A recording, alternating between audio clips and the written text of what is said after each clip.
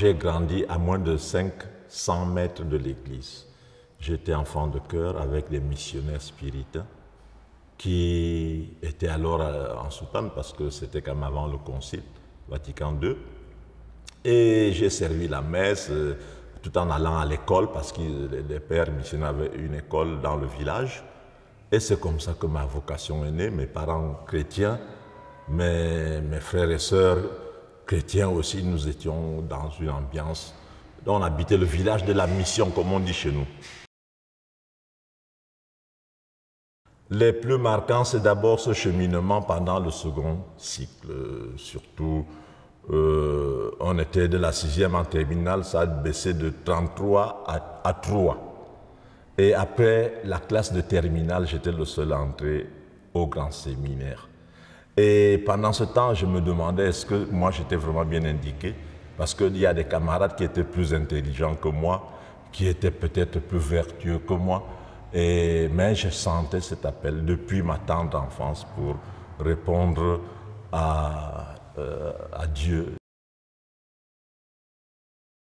Comme sacrement, c'est un moyen pour Jésus de nous donner la vie de Dieu.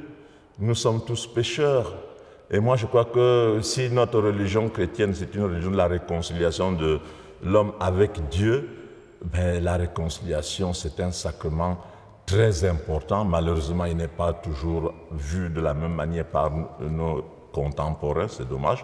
Mais personnellement, je me sens la conscience allégée quand je sors du confessionnal.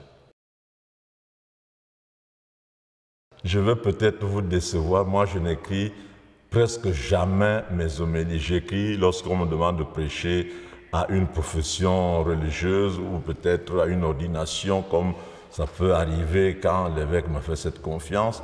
Mais autrement, je prépare mes homélies intellectuellement, spirituellement. Je n'écris rien, mais je vis et je partage avec le peuple de Dieu qui est devant moi ce que je ressens. Mais il m'arrive même parfois de préparer une homélie et de donner autre chose en fonction de, j'allais dire l'auditoire, disons l'assemblée qui est devant moi. La prière, elle est aussi importante que la nourriture, il me semble.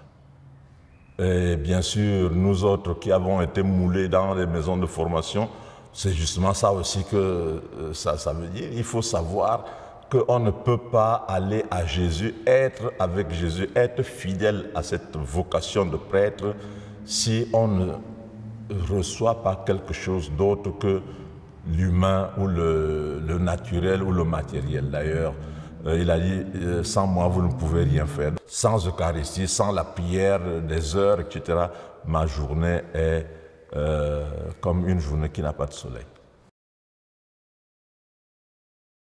Lorsque je vois des gens qui se convertissent, lorsque je me rassemble en église et je vois une assemblée qui participe, et non pas une assemblée qui dit nous sommes venus assister à la messe. Non, avec le Concile Vatican II, on n'assiste plus, on participe. Donc une assemblée qui participe, qui chante, qui célèbre son Seigneur, c'est déjà ça. Et voir aussi les jeunes qui s'engagent.